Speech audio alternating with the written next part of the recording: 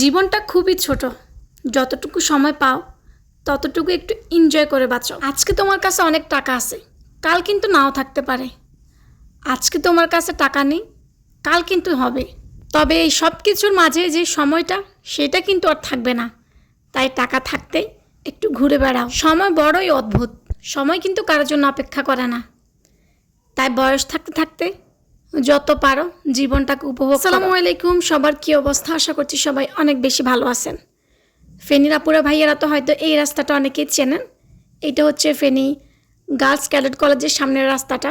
এই রাস্তাটা আসলে একদম মনটা ভালো হয়ে যায়, কারণ এই রাস্তাটা অনেক বেশি সুন্দর। আর এই ভিডিওটা ছিল আমার ঈদের তৃতীয় দিনের। আমি আমার ঈদের তৃতীয় দিনে আমার বোনের বাড়িতে চলে আসি। মা, ভাই, বোন, ভাবি সবাইকে নিয়ে আমরা আমাদের বোনের বাড়িতে আসি। আর বোনের বাড়ি আসা মানেতে প্রচুর মজা, প্রচুর আনন্দ। আসার পরেই আমরা নাস্তা টাস্তা করে আমি একটু ভিডিও নিচ্ছিলাম, ওদের সাথে একটু মজা করছিলাম। আমি আমার মনি মামাদের সাথে একটু এনজয় করছিলাম।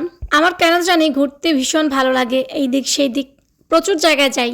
অনেকেই বলে তুমি এত ঘুরো কীভাবে, এত জায়গায় যাও কিভাবে। আমার ভালো লাগে। আর এইখানে দেখতেছি বন্ধু কী কী রান্না করতেছে। দেশি মুরগি, ব্রয়লার মুরগি, মাছ, মাসকলাইয়ের ডাল, যেটা আমরা ফেনীর ভাষায় কলের ডাল বলি। আর এইটা হচ্ছে গরুর মাংস। এই খাবারগুলো দেখে আমার বাবার কথা মনে পড়ে গেছে।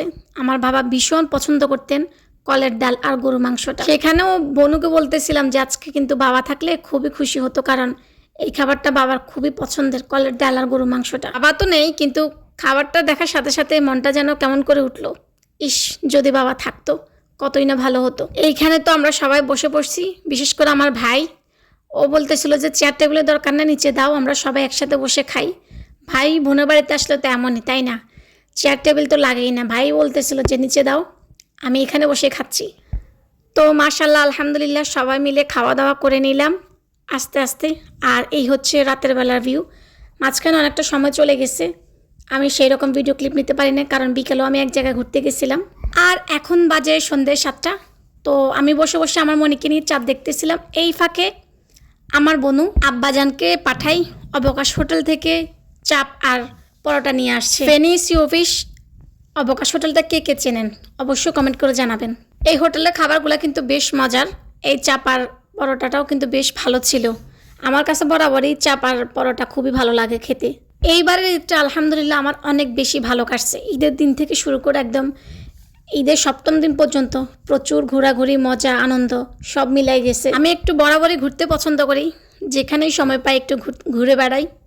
আমি বিশ্বাস করি যে জীবন তো একটাই, একটু ঘুরে ফিরে আনন্দ মজা করে না হয় জীবনটা কাটিয়ে দিলাম।